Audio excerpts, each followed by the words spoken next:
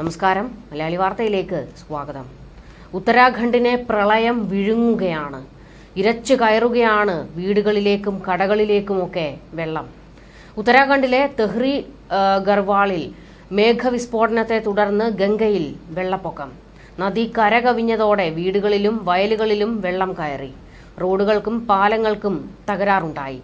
സംസ്ഥാനത്തെ ഉയർന്ന ഭാഗങ്ങളിലുള്ള നിരവധി ഗ്രാമങ്ങൾ ഒറ്റപ്പെട്ടു. ജാഖാന, തോലി, ഗൻവാലി മേഖലകളിൽ അർദ്ധരാത്രിയോടെ പെയ്ത കനത്ത മഴയാണ് ഗംഗയിൽ വെള്ളപ്പൊക്കത്തിന് ഇടയാക്കിയത്. വെള്ളം ഉയർന്നതോടെ വയലുകളിലും വീടുകളിലും ആശ്രമങ്ങളിലും വെള്ളം കയറിയെന്ന് ജില്ലാ മജിസ്ട്രേറ്റ് മയൂർ ദീക്ഷിത് പറഞ്ഞു.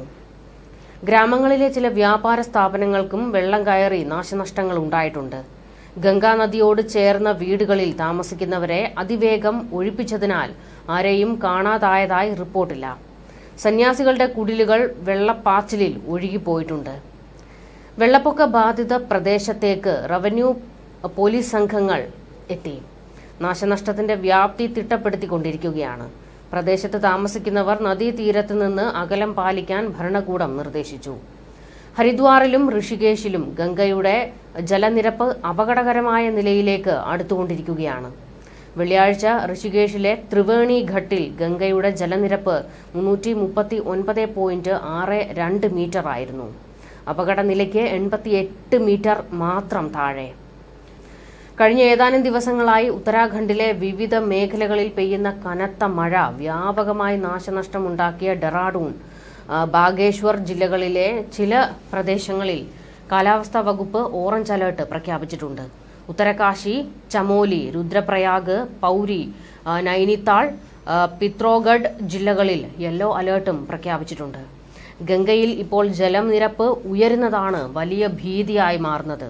ഭരണകൂടം വലിയ രീതിയിലുള്ള തയ്യാറെടുപ്പുകളാണ് നടത്തിക്കൊണ്ടിരിക്കുന്നത്. എന്ത് അപകടം വന്നാലും ഉടൻ തന്നെ അവിടെ പാഞ്ഞെത്തണമെന്നും വേണ്ട നടപടികൾ സ്വീകരിക്കണമെന്നും ജില്ലാ ഭരണകൂടം മുന്നറിയിപ്പ് കൊടുത്തിരിക്കുന്നത്. ഇത് മാത്രമല്ല, ഉത്തരാഖണ്ഡ് സർക്കാരും ശക്തമായ നടപടികളാണ് സ്വീകരിക്കുന്നത്. സുസജ്ജമായി നിൽക്കുകയാണ് ദുരന്ത നിവാരണ സേനയും എല്ലാ വിഭാഗങ്ങളും.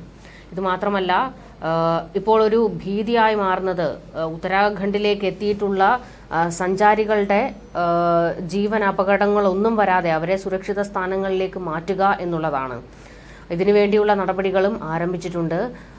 ഒറ്റപ്പെട്ടു പോകുന്ന ഗ്രാമങ്ങളുണ്ട്. അതായത് വെള്ളം കയറുന്നതോടെ മറ്റ് ഗ്രാമങ്ങളുമായെല്ലാം ഒറ്റപ്പെട്ട്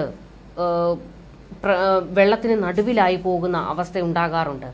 ഇത്തരം സ്ഥലങ്ങളിൽ എത്രയും പെട്ടെന്ന് എത്തണമെന്നും മാറ്റിപ്പാർപ്പിക്കേണ്ടവരെ സുരക്ഷിത സ്ഥാനങ്ങളിലേക്ക് മാറ്റണമെന്നും ഭരണകൂടം അറിയിച്ചിട്ടുണ്ട്.